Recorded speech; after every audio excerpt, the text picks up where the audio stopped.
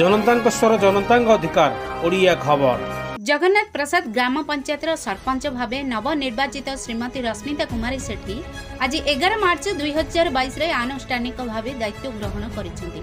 जगन्नाथ प्रसाद ग्राम पंचायत संप्रसारण अधिकारी अरक्षित प्रधान सरकारी स्तर रे समस्त नथिपत्र रे संतक करी पद और गोपनीयतार शपथ पाठ करे फूलतोड़ा दे स्वागत करथिले। ग्राम पंचायत कार्यालय रे होम यज्ञ करा जायतिला। होम यज्ञ रे सांबादिक पवित्र महापात्र कर्ता रूपे कार्य तुलैथिले। नवनिर्वाचित सरपंच श्रीमती रश्मिता कुमारी सेठी जगन्नाथ प्रसाद ग्राम पंचायत रे पहुंचीबा परे ग्रामवासी माने तांको फूलतोड़ा दे स्वागत संबर्धना करथिले। सरपंच श्रीमती सेठी कार्यालय मध्य रे प्रवेश करबा समय रे रिबन काटी प्रवेश करथिले और कहिथिले जगन्नाथ प्रसाद ग्राम पंचायतवासी जेउ भरोसा रखी मते सरपंच रूपे निर्वाचित करिसंती मु सेही भरोसा रे ग्राम पंचायतर समग्र विकास करबा सह धन्यवाद देथिले।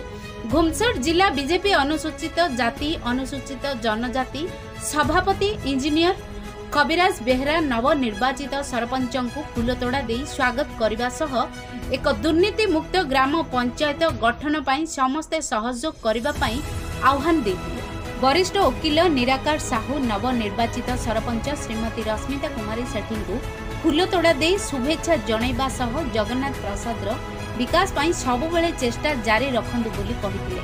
एही अवसर रे नवनिर्वाचित सरपंचक स्वामी समाजसेवी पूर्णचंद्र सेठी कुना भूया संतोष भूया दिलीप त्रिपाठी बहु मान्यगण्य व्यक्ति और ग्रामवासी माने जोग देथिले। ब्यूरो रिपोर्ट ओडिया खबर। आपन परिचय?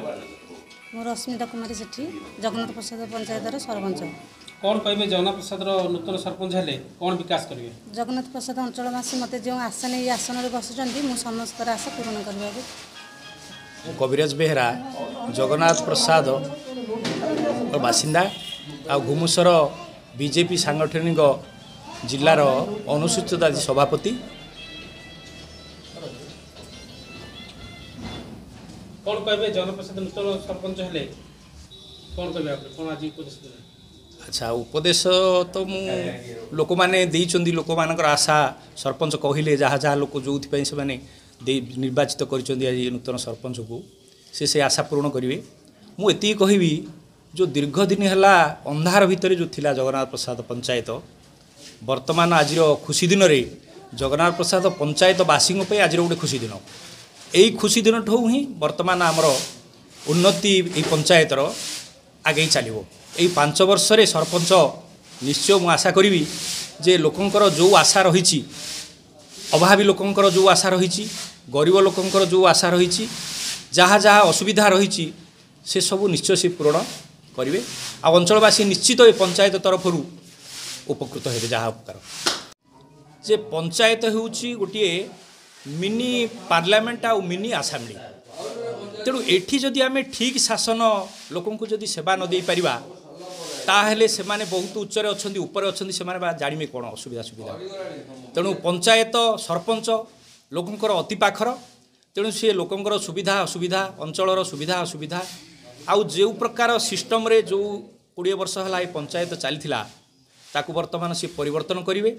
नूतन ढांचारे नूतन चिंताधारा रे आम अंचल को सी आग को नेबे बोली मुझे आशा करी आउ पादे पादे पछर रही सहयोग करी। ओडिया खबर जनतांक स्वर जनतांक अधिकार लेटेस्ट खबर पाई लाइक शेयर सब्सक्राइब करने सह फॉलो करंतु ओडिया खबर फेसबुक यूट्यूब और ट्विटर पेज को। अधिक तथ्य जानिया पाई विजिट करंतु आम वेबसाइट www.odiakhabar.com को।